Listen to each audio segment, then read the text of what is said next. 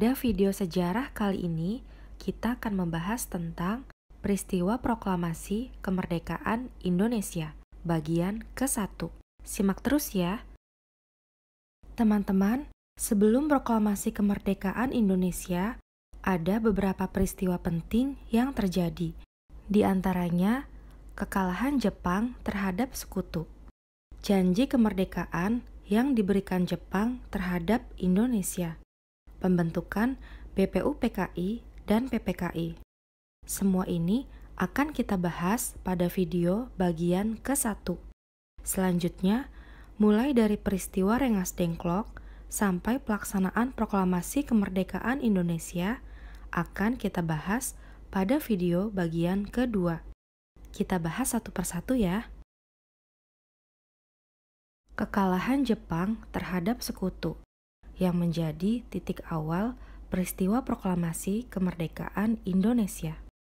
Teman-teman, sebenarnya tanda-tanda kekalahan Jepang terhadap sekutu sudah terlihat sejak awal tahun 1944, di mana Jepang mengalami banyak kekalahan terhadap sekutu dalam Perang Dunia II. Saat itu, rakyat Indonesia mulai kehilangan kepercayaannya terhadap Jepang. Namun, Jepang ingin merangkul rakyat Indonesia agar mendukungnya dalam perang melawan sekutu. Oleh karena itu, untuk memperoleh kepercayaan dan dukungan rakyat Indonesia, pada tanggal 7 September 1944, Perdana Menteri Kunaiki Koiso secara resmi mengumumkan janji kemerdekaan Indonesia di kemudian hari. Nah, teman-teman, untuk mensukseskan kemerdekaan Indonesia, dibutuhkan persiapan yang matang kan ya? Sebagai bentuk persiapannya, maka pada tanggal 1 Maret 1945, Jepang di bawah pimpinan Letjen Kumakichi Harada membentuk BPUPKI, Badan Penyelidik Usaha-Usaha Kemerdekaan Indonesia. Dalam bahasa Jepang disebut Dokuritsu Junbi Kosakai. Badan ini diketuai oleh Rajiman Widyodiningrat dan beranggotakan 60 tokoh Indonesia dan 7 tokoh Jepang. BPUPKI bertujuan untuk mempersiapkan kemerdekaan Indonesia. Tugas anggotanya adalah menyelidiki, mempelajari, dan mempersiapkan berbagai hal terkait masalah tata pemerintahan Indonesia jika kelak diberi kemerdekaan oleh Jepang. Untuk mempersiapkan kemerdekaan Indonesia, BPUPKI melakukan 2 kali sidang. Sidang pertama dilakukan pada tanggal 29 Mei sampai 1 Juni 1945 di Gedung Chow-Sangi, Jakarta, yang sekarang dikenal dengan nama Gedung Pancasila. Tujuan sidang pertama BPUPKI ini adalah untuk menentukan rumusan dasar negara. Pada hari terakhir sidang, yaitu tanggal 1 Juni 1945, dalam pidatonya, Soekarno menyampaikan rumusan dasar negara yang beliau beri nama Pancasila, yang berasal dari bahasa Sanskerta. Panca artinya 5, sila artinya dasar. Jadi Pancasila adalah 5 dasar negara. Oleh karena itu, setiap tanggal 1 Juni kita peringati sebagai hari lahir Pancasila. Teman-teman, sampai sidang pertama BPUPKI berakhir, rumusan dasar negara masih belum disepakati. Maka, pada masa antara sidang pertama dan sebelum sidang kedua, dibentuklah Panitia 9 yang diketuai oleh Soekarno. Pada tanggal 22 Juni 1945, Panitia 9 melakukan pertemuan. Melalui perundingan yang cukup sulit, akhirnya dihasilkan Piagam Jakarta. Teman-teman, Piagam Jakarta merupakan rancangan awal dari pembukaan Undang-Undang Dasar yang nantinya setelah direvisi menjadi pembukaan Undang-Undang Dasar 1945 yang saat ini pembacaannya menjadi agenda wajib dalam setiap upacara bendera. Selanjutnya, sidang kedua BPUPKI berlangsung pada tanggal 10 sampai 17 Juli 1945. dengan agenda membahas tentang rancangan Undang-Undang Dasar, wilayah NKRI, kewarganegaraan, ekonomi, bela negara, dan pendidikan. Setelah sidang kedua berakhir, BPUPKI kemudian dibubarkan karena dianggap tugasnya telah selesai. Setelah BPUPKI bubar, Jepang mengalami puncak kekalahannya terhadap sekutu, yang ditandai dengan pengoboman kota Hiroshima oleh sekutu pada tanggal 6 Agustus 1945. Peristiwa bom atom ini telah menjatuhkan martabat bangsa Jepang. Kekalahan Jepang terhadap sekutu tidak dapat disembunyikan lagi. Keesokan harinya setelah pengoboman kota Hiroshima, yaitu pada tanggal 7 Agustus 1945, Jepang kemudian mempertegas janjinya kepada rakyat Indonesia untuk memberikan kemerdekaan. Jepang, di bawah kepemimpinan Jenderal Terauchi, membentuk PPKI, Panitia Persiapan Kemerdekaan Indonesia. Dalam bahasa Jepang disebut Dokuritsu Junbi Inkai, sebagai kelanjutan dari BPUPKI.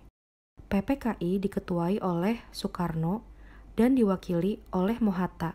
Anggotanya terdiri dari 21 tokoh Indonesia. 2 hari setelah pembentukan PPKI, yaitu pada tanggal 9 Agustus 1945, sekutu kembali meluncurkan serangan bom atom di Jepang, kali ini di kota Nagasaki. Di hari yang sama saat pengoboman kota Nagasaki, Jenderal Terauchi mengundang Soekarno, Mohatta, dan Rajiman Widyodiningrat untuk datang ke Dalat, Vietnam.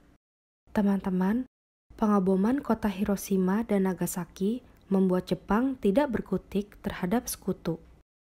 Sehari setelah pengoboman kota Nagasaki, berita tentang kekalahan Jepang mulai menyebar. Namun, pada saat itu, Jepang telah menyita seluruh radio milik rakyat Indonesia agar berita tentang kekalahan Jepang yang disiarkan dunia tidak didengar oleh rakyat Indonesia. Lalu, bagaimana berita tentang kekalahan Jepang ini bisa sampai di telinga rakyat Indonesia? Beberapa orang, salah satunya seorang pemuda bernama Sutan Syahrir, sengaja menyembunyikan radio miliknya sehingga tidak tersita oleh Jepang. Pada tanggal 10 Agustus 1945, Sutan Syahrir mendengar berita melalui siaran radio BBC, British Broadcasting Corporation, bahwa Jepang akan menyerah kepada sekutu.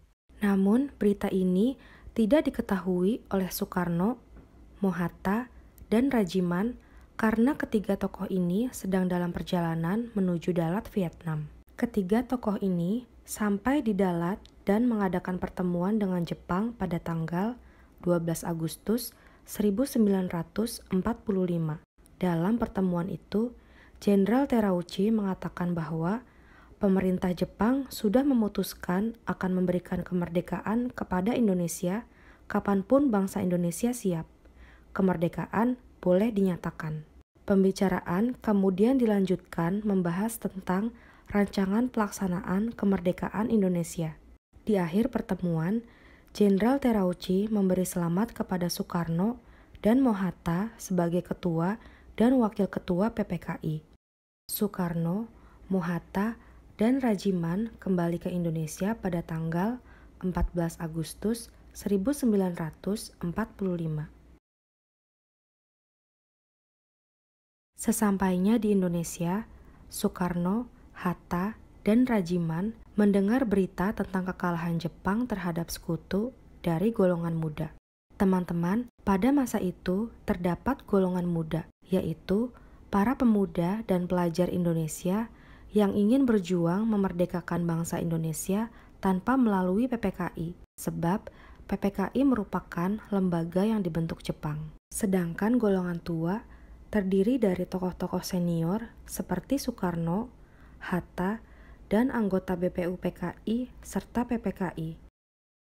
Pada tanggal 15 Agustus 1945, Jepang menyerah tanpa syarat kepada sekutu.